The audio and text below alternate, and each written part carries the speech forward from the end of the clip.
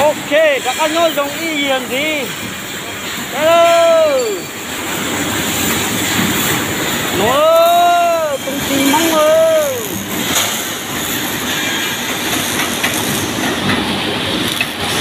Hello. Các anh cho bên một cái hả lâu ơi. Tôi nữa giờ cái khô lên chưa? Cái tụ ấy là ơi.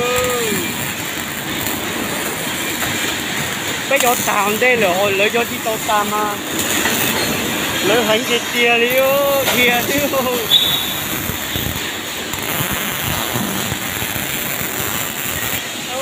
đồ máy nó mạnh đi khắp rồi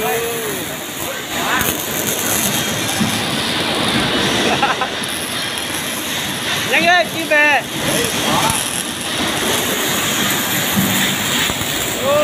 mạnh đi khắp rồi luôn chơi ở tiếng này luôn chơi cua không à lon cha khắp rồi luôn